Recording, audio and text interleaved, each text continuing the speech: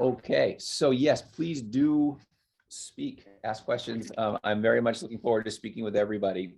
So I do have some comments that I can, prepared comments that I can share. And I appreciate your time and attention this morning. I'm on the East Coast. I don't know where everybody else is of the United States, I should add. And so certainly appreciate you being here bright and early if you're in the same spot as me. So this is a presentation on a book that I have coming out later this month or the beginning of July. Right now I'm seeing slightly different dates on different academic websites and Barnes and Noble and Amazon and things like that, but late June, early July, titled Representations of Poverty in Video Games. And it's a book I've been working on for a few years now. And I'd like to take some time to give some context for it this morning and get into a few of the ideas that are significant to the document as well. But yes, at any point, please speak up. I can't see the chat on my screen, so if there's a chat question, just someone bring it to my attention. Please, we're not going to get through a whole 9-part presentation this morning, but I do want to situate the book a little bit because it may or may not be the case that everybody is familiar with game studies, which is the academic area that my book is focused on and hopefully contributes to. So I want to take just a few moments this morning to talk about game studies generally before we get into the book. And so I have a quote here from Bo Ruberg, pretty well known and respected academic working in the field, talking about game studies, provides this general definition for it. Game studies is a scholarly field dedicated to exploring digital games, analog games, and play. Now, my book, as the title indicates, is certainly focused on digital games primarily, okay? And thinking about play in digital environments. So I'm not going to ask you why you care about game studies. As you might be able to tell, this is a prepared speech that I'm adapting to this conference. So hopefully that doesn't upset anybody. I'm not going to ask you why you care about game studies right now. I certainly hope that you do care about game studies. But because time is relatively limited, what I'll do is talk about kind of how I'm coming to game studies and how that informs the book. So in terms of recent publications, I would take Representations of Poverty in Video Games and I would put it after 2 other pieces I've written. Another one from Palgrave called The Wealth of Virtual Nations, and then some earlier work I did on incongruities in video games. Really, the recent work is taken with this idea of income inequality and how income inequality can be represented and become part of play. And in The Wealth of Virtual Nations, I was looking at that in terms of how people acquire items in games, how people sell items in games, and the communities that form around representations of wealth in games. And as I was bringing that activity, that research project to a close, I started to encounter a lot of really good scholarship that was taken with this broad conception of identity.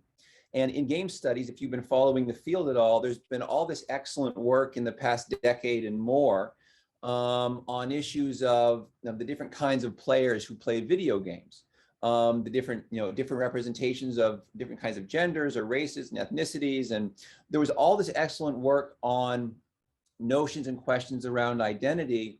I didn't find as much work in the body of literature that related to notions of poverty or notions of economic distinctions. And so I thought, well, maybe this is one way to contribute to the field. So this question of, what can we learn about video games if we pay attention to the way in which class is represented in games? Economic class, social class, those kinds of questions. And so that led me from The Wealth of Virtual Nations to Representations of Poverty in Video Games. And the moment that really kind of sparked it for me, or the text that really sparked it for me, was this great book by Kishona L. Gray and David J. Leonard. They came out with this book called Woke Gaming: Digital Challenges to Oppression and Social Injustice. It's an edited collection. It takes on a number of really significant concepts related to game studies, and along the way, there are some comments in passing that recognize the significance of poverty to both the people who play video games and the kinds of worlds that are represented in video games. 3 essays in particular kind of stand out, and I'll just talk about them briefly for a few minutes today in my presentation. But anyway, this is the book, which I would strongly recommend everybody check out. If you're already at a presentation on representations of poverty in video games at a conference, Woke Gaming is a document that is, I think, at this point, my research suggests it's been cited about 62 times since it came out. And a number of those citations have been in documents that have themselves been cited elsewhere. So I say that to suggest this is a text that has some legs in the field, and it's worth knowing about. And a lot of people, at least by the numbers, are thinking about it and writing about it right now. So, or at least referencing it. So I kind of point in that direction. Came out a few years ago, but it's still very, very relevant. I'm not going to get too far into the text and its basic context, except to say that one of the things that Gray and Leonard are trying to do in this text is think about the positive impact that game designers and game players can have on the world when they think about and create contexts for productive contexts for understanding different kinds of people in digital environments. And I'm paraphrasing there quite dramatically, but that's basically what we might take from the document this morning. I'm going to skip over that, but one of the things I want to talk about in terms of my book is just that as I was reading the book, the word poverty came up a couple of times. It came up first in a piece by Timothy Rowlands et al., a number of authors there, in which the authors discuss in passing very quickly poverty as it's represented in African-American community in Grand Theft Auto San Andreas. And when they present the concept of poverty, it's something that Rowlands et al. Mention in passing as they are addressing a number of ills that plague the society they're considering, but they don't get very detailed about it, which is not a fault of the piece. That's not their goal in the piece, is to get specific about poverty. But I noticed that it showed up. And I noticed that it also shows up in a couple other pieces. One by Karen Skarduzis, Playing with Pride, Claiming Space Through Community Building in World of Warcraft. And in that text, Butler brings the concept of poverty in with a reference to, Skarduzis, excuse me, brings poverty in with a reference to Judith Butler's work, which she quotes. And I should probably add here that in the previous piece, the Rowlands et al. Piece, the concept of poverty comes in through a quote from J.P. Gee. So these are both documents that reference poverty, but they kind of reference it at a remove. It's a word that they haul in when they're bringing in a quote from somebody else. And it's not a word that they go into much detail about. Again, not a limitation, but just a rhetorical feature of these texts. Anderson, Barkley, and Fogelsong present another essay in the piece in which they reference a passage from a piece by David Leonard, excuse me, and there too, in a quote, they bring in the word poverty. So they're talking about racism, sexism, and poverty, and the challenges of representing those things in video game environments. So when I was thinking about poverty in that text, at first I kind of noticed that it popped up, but then I started thinking to myself, well, there's some consistencies here. These authors are not themselves presenting and defining poverty. They're taking poverty as part of a larger process of using a quote from another source.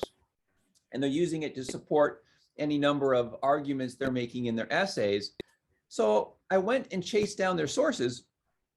And one of the things you find in the sources is that the authors of those sources use poverty, but they don't define the term either. Which again is not a limitation. It's not part of their larger project, but I'm kind of seeing a couple of levels of the word poverty being used without much specificity. So what do we mean when we're thinking about poverty? What are we talking about when we're discussing poverty? Certainly we can have general conceptions of poverty, but what might be done to make that term a bit more productive for specific analysis? And that was one of the things that kind of got me started as well down the path in this book. These are all really good articles. They don't have much of a citation record. I hope to certainly change that with this kind of work because the authors are making some excellent points in these pieces. That's one thing to think about. The term was showing up, but it wasn't being deployed with much specificity. So that is kind of context for my work. When we think about game studies kind of writ large, and maybe I'll just summarize a bit here because time is somewhat limited. But as we think about game studies writ large, It's an interdisciplinary field. And one of its features over the past, say, roughly 2 decades that scholars have been contributing to this field is that there have been a number of significant efforts to kind of bring scholars from as many fields together to study play in digital environments, analog environments, and so on and so forth. So one of the things that you find in a lot of the now kind of longer running discipline-specific journals and e-publications and things like that is this priority on creating supportive environments for academics from a range of fields to begin to come together. And one of the features of that kind of academic environment is that it is an environment in which there aren't a lot of discipline-specific terms that many researchers are using in common and with a common understanding of. Okay, so one of the things you find in game studies is that individuals from other fields are bringing any number of conceptions specific to their field to game studies. And as the field kind of coheres and comes together, it's going through this, I would say, kind of natural developmental process where authors and scholars are sharing their ideas, but those sharing conversations haven't really yet consolidated into terms and understandings and ways of thinking about games that are broadly understood and kind of foundational to game studies as a field. So it's kind of like if I'm going to use a cake analogy here or a cooking analogy here, we've spent 20 years, and I'm not trying to be dismissive of anyone's work, but we've spent about 20 years bringing all the ingredients together, and we're kind of at the mixing phase at this point, okay? And as we kind of mix the flour and the eggs and the butter and all that stuff, as we mix all that stuff together, I think we're starting to see the benefit of bringing so many viewpoints and fields together. But one of the things we're kind of searching for are discipline-specific terms and understandings. That is, conceptions specific to the field that you would find used in a range of documents. So that's kind of one of the challenges for a book like mine, is how do I start talking about poverty in video games in a way that makes some sense, okay? Makes some sense, not just to academics kind of writ large, but to scholars interested in game studies. If you look at, and I'm going to summarize here for just a couple of minutes rather than push you through some slides, but if we take some time and think about the field as it's developed, if we kind of break it down into a few decades, but if we look at like the 2000s, the first decade of this century, what you'll find is a lot of work that makes kind of general references to economic matters, and only very loosely takes up the concept of poverty. So I'm thinking here, if you know the field of works like Janet Murray's Hamlet on the Holodeck, the early work of Edward Castronova, Synthetic Worlds, his text, also his Exodus to the Virtual World text.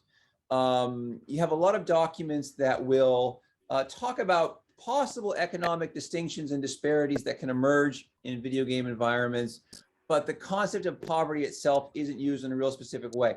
That changes around 2009 with a book called Games of Empire. Games of Empire is a text that introduces this concept of virtual poverty, and that might be a term that's particularly appropriate for this conference, this idea of virtual poverty.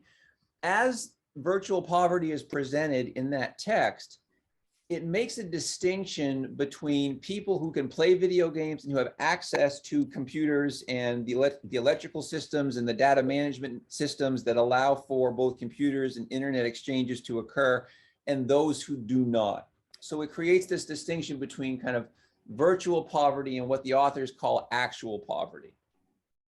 Now, those terms aren't very specific, but it's this really important moment where we get this sense that within video games, I'm encountering, if I do encounter something coded as, impoverished or poverty, or not having enough capital in the video game to do what I want to do, it's virtual poverty because I am already a member of the elite populations on planet Earth because I have access to the devices that are needed to play video games. So by definition, I'm not experiencing actual poverty, however that term might be understood.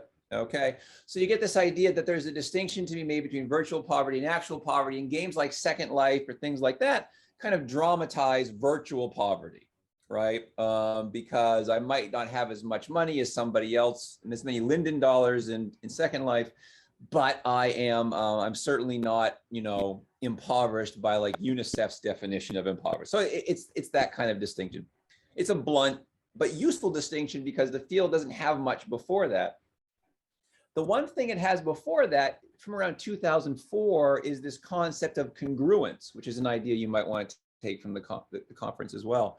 Comes from a piece by Alexander Galloway in 2004 called Social Realism and Gaming. Congruence, and in the book, I address Galloway's essay. I take issue with a number of things he brings up, but the idea of congruence is a very useful idea, because what congruence suggests is that when I'm playing a video game, it's possible for the game to represent social and economic realities that are relevant to my life as the player, okay? And the distinction that Galloway presents is the difference between, you know, somebody in Palestine playing a first-person shooter that deals with armed conflict in Palestine and somebody in the United States playing the same game. And the distinction that Galloway sets up is this idea that the events represented in the game are much more specific to the people kind of inhabiting the environment where the conflict is going on than they are to the people maybe in Maine, which is where I am, or, you know, somewhere else in the United States where the same dangers are not present, right? Or any battlefield could be considered in that way. So this idea of congruence says that, well, okay, well, when I play video games, sometimes it's the issue that the social and economic realities of the game line up with the player, and sometimes they don't. That's a useful term too, but it becomes incredibly niche because video games are, of course, at this point are a global phenomenon. And so you have any number of very complicated social, political, and economic situations, and any number of people in and out of those situations who may be playing those games. So if I find a game that resonates deeply with me, that's nice, but it's probably not super intentional on part of the designers, because the designers, if they're trying to make money from their game, need to appeal to huge audiences, right? So it's a useful concept. I kind of identify it as a stepping stone concept because there aren't many concepts in game study that are helpful for specifying conceptions of poverty, at least in the early 2000s, okay? So those things are ideas that come up in the book for sure. My book moves towards concepts of what are referred to as relative poverty, conceptualizing relative poverty and using relative poverty as a way to begin to make distinctions between people who are represented in digital environments. All right, so when we think about relative poverty, I don't need to know the exact amount of money anybody might have in any given digital environment or represented environment, however money might be recorded or assumed or represented, but I can begin to make distinctions based on, you know, how I might inhabit that field and the markets that might be available in that field, or the kinds of people or whatever I might be encountering in that digital space. Relative poverty is generally further divided into two other concepts, which you might think of as primary and secondary poverty, which the book gets into as well. And there we can make distinctions between individuals who essentially misspend the money they have to the point where they can't acquire anything more, and individuals who never had enough money to succeed in the first place. And those are concepts that I address at different points in the text as well. Now, I only have a couple of minutes left, I think. I'll take maybe about 5 minutes or so here to give you an example from the first chapter of my book, in which I look at a game that some of you may be familiar with, The Elder Scrolls V: Skyrim. It's a game that's been out now for a little over a decade with significant sales and criticism surrounding it. So it's a game that I think most readers and players might have some familiarity with.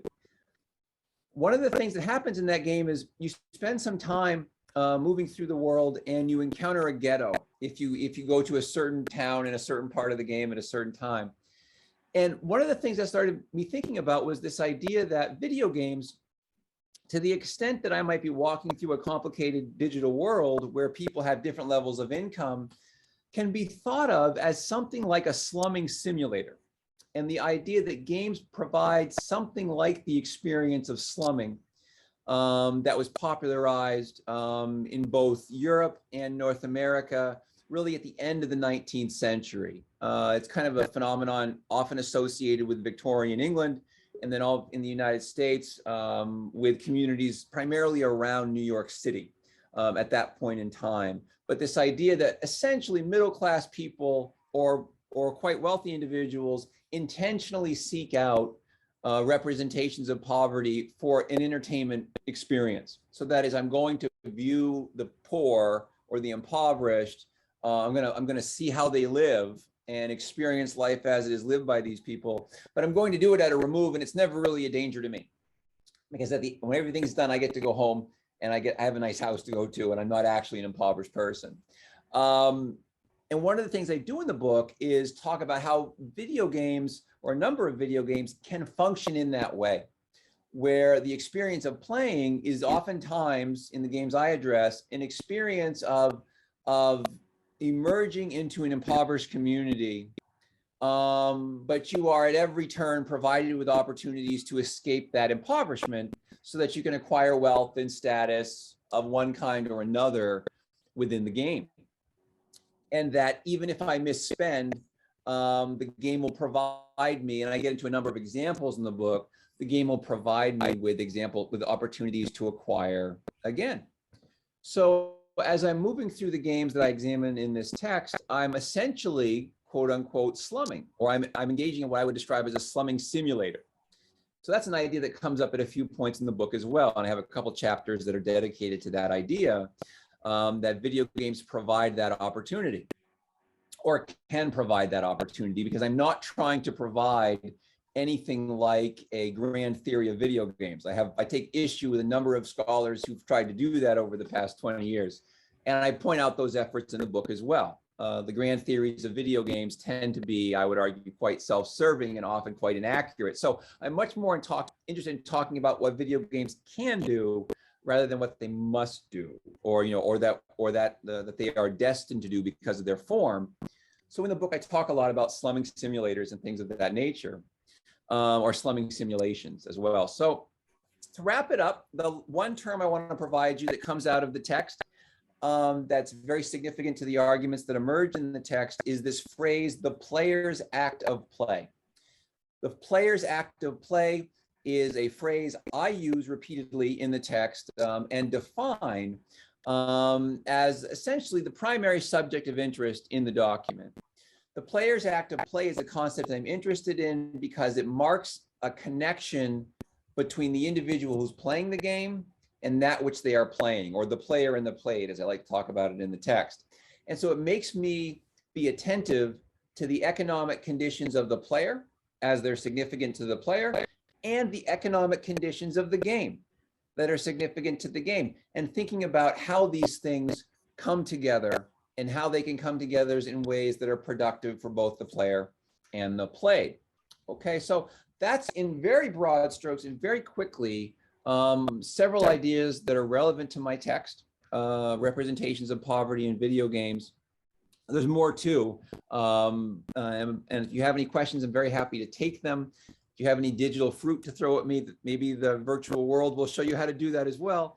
But I thank you very much for your time and your attention this morning. I know we just have a couple of minutes, but I'm very happy to answer any questions if there are any. That was wonderful. Thanks, Adam. I do find it that sort of the digital culture and the idea of the slumming tourist that you were mentioning really fascinating. And I do think that this is something that we should probably bring into K-12 education, because we do a lot of games design anyway. And I think that the cultural side of it is missing, certainly from the sort of games design example specifications that have been coming out. It's all about do and plan, and not about actually what are the implications of what you are actually creating for others to interact with. This is super cool. So my son's 17 and he's doing computer science, and part of his thing is games design. So I've just bought that book and I pre-ordered yours. Oh, wow. Thank you. So because that will, because he has to do like these, I'm just thinking about how we as immersive space users and creators really need to kind of dig into this digital culture that seems to be missing from a lot of the kind of conversations. So I just want to thank you, because that was awesome. And I definitely will be watching again to pick up all of those references. Yeah. And Noah's asking, do you have a list of games that portray poverty well? Oh, that's a good question. So the short answer would be no, only because defining poverty well, or coming up with an accurate description of poverty, is work that I do kind of place at the end of the text.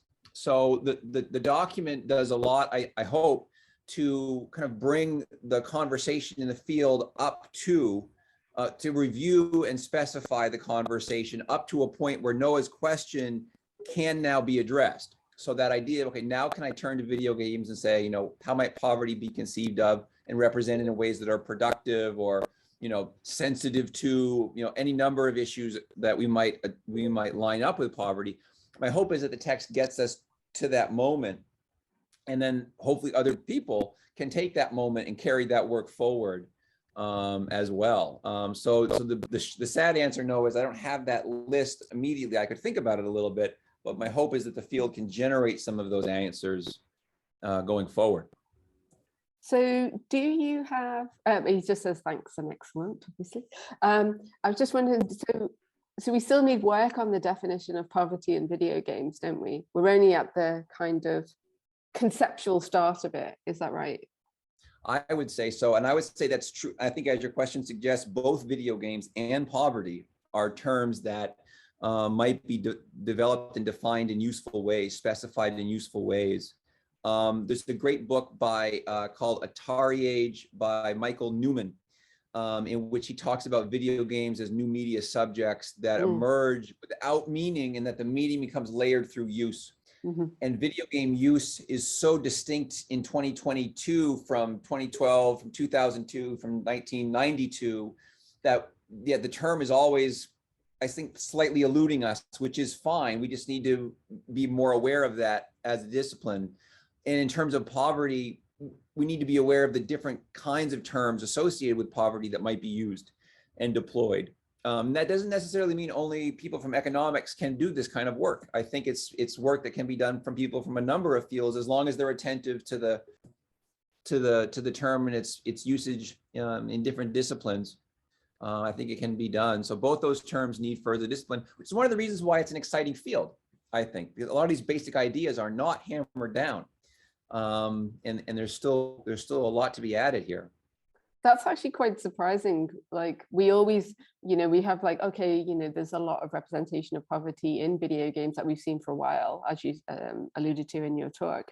And so we might sit back and assume that actually these, theoretical concepts have been kind of formalized in some way, but they actually haven't. And I think this is where you were talking about, we need to have these cross-discipline teams to actually come out with these things, and I think we get a much more rich understanding.